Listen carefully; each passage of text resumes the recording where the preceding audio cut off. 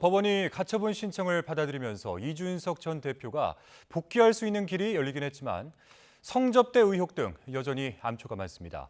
경찰은 성접대했다고 주장해온 업체 대표 조사를 마치고 이 전 대표에 대한 조사 방식과 시기를 검토하고 있지만 혐의를 입증할 수 있는 뚜렷한 증거를 찾지 못해서 고심하고 있는 것으로 알려졌습니다. 윤성훈 기자입니다. 국민의힘 이준석 전 대표의 성접대 의혹을 수사하는 경찰은 접대 당사자라고 주장하는 김성진 아이카이스트 대표 조사에 주력해왔습니다.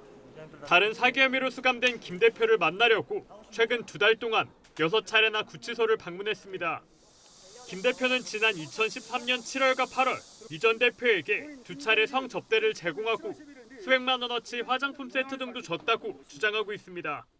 배움을 나누는 사람들이라고 하는 단체와 관련해서 화장품 세트를 보냄으로써 약 900만 원의 현물 접대가 있었다는.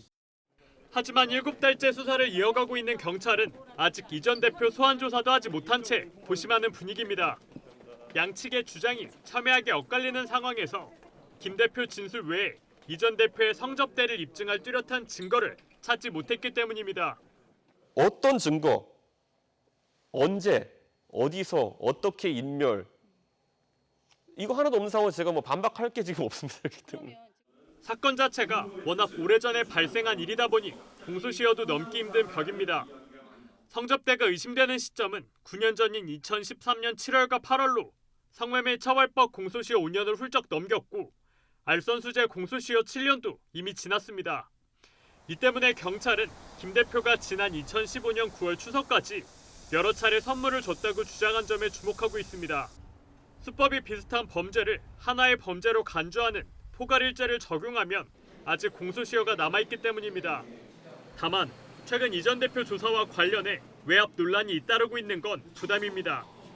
지난 6월 김광호 서울경찰청장이 수사 속도가 느리다며 책임자를 질책했다는 의혹이 불거진 데 이어 최근에는 이른바 윤핵관 의원과 경찰 고위직이 만나 수사에 개입하려 했다는 의혹도 제기됐습니다.